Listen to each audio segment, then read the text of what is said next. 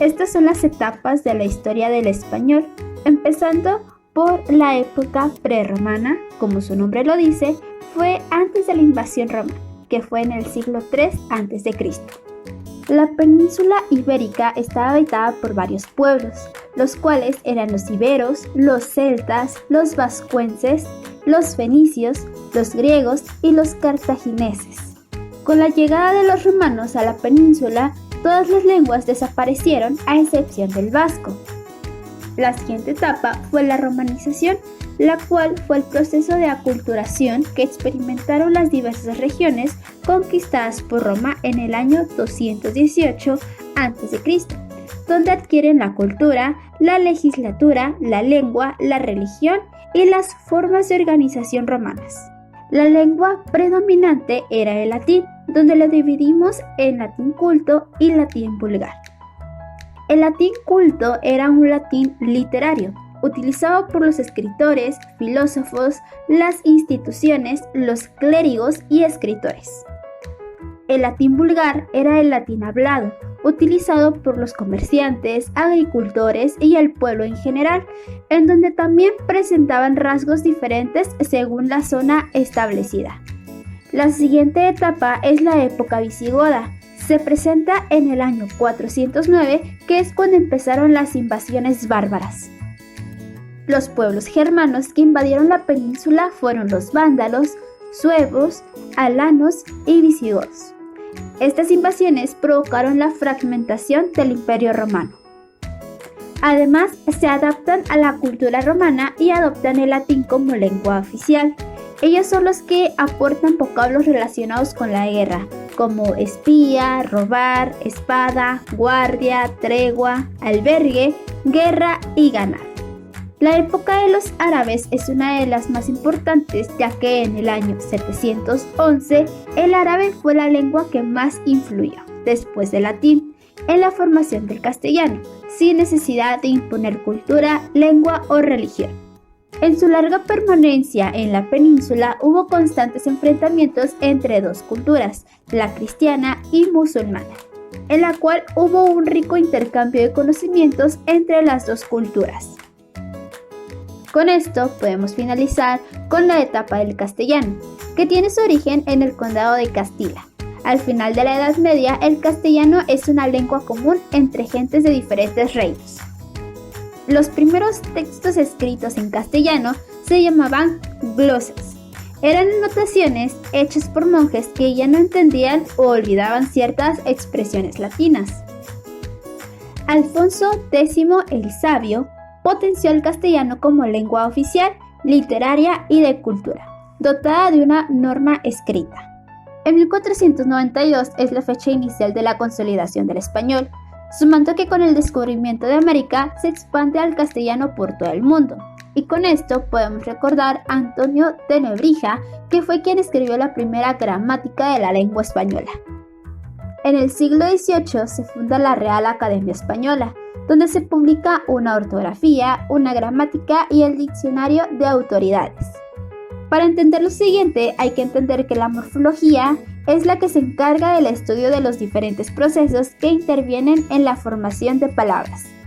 Este término proviene del griego morf, que significa forma, y logía, que significa tratado o ciencia. Su trabajo es analizar las palabras a través de la identificación de sus componentes. En primer lugar, detecta la base léxica, raíz o lexema de la palabra. Posteriormente, centra su búsqueda en el morfema. Una raíz o lexema es la parte invariable de la palabra que porta un significado específico. A esa raíz se va añadiendo morfemas que tienen información gramatical. Un ejemplo es la palabra zapato, donde la raíz es zap y el morfema sería o, ya que cuando escribimos zapatería o zapatera o zapatilla, observamos que la primera parte de la palabra nunca cambia. La siguiente parte de la palabra es el morfema, que son portadores de significado y se unen al lexema, además de que son variables. Los hay de dos tipos, derivativos y flexivos. Los morfemas de flexión marcan las relaciones gramaticales dentro de una oración, el género y el número para adjetivos y sustantivos, mientras que para el verbo indican los accidentes gramaticales, persona, tiempo, modo, aspecto y número. Un ejemplo sería la palabra compañeras. Observamos que la letra S marca pluralidad y la letra A el género femenino. Por otro lado, un ejemplo de los verbos sería la palabra corro, donde demuestra que yo sola estoy realizando esa acción. También la palabra corrían, donde se observa que habla en plural, donde cierto número de personas realizaron esa misma acción. Los morfemas de derivación añaden a la base léxica matices significativos y todas las palabras por asociación forman campos semánticos. Por ejemplo, gatote forma un superlativo, pero gatito forma un diminutivo. A lo largo de la historia surgen inventos, objetos o animales que no teníamos idea de que existían, y para nosotros es necesario nombrarlos para poderlos identificar. A estas nuevas palabras se les conoce como neologismos. Estos se crean a través de 4 procedimientos. Como número 1 está prefijación, que son partículas que se anteponen al lexema. Hay de diferentes tipos de cantidad: negación, locativos, temporales e intensificadores. La mayoría proviene del latín y griego. Por ejemplo, la letra A es una negación y lo vemos en palabras como anormal, que literalmente quiere decir fuera de lo normal.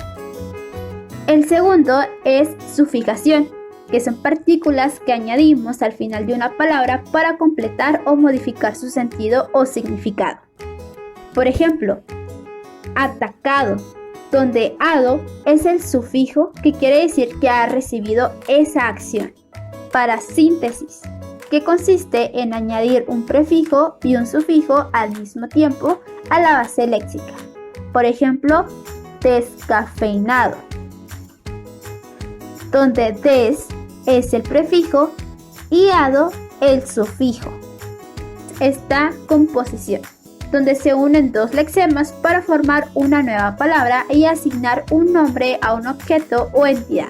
Para esto hay 4 tipos. La sinapsia son 2 palabras que se unen mediante una preposición. También se les denomina como compuestos preposicionales. Por ejemplo, traje de baño o estrella de mar. Disyunción, donde aparecen 2 palabras que no se han soldado gráficamente y que denominan a un referente. Por ejemplo, guerra civil o pez espada. Yuxtaposición, son 2 palabras que forman un nuevo referente y aparecen soldadas gráficamente. Por ejemplo, tela araña, telaraña. Pelo rojo, pelirrojo.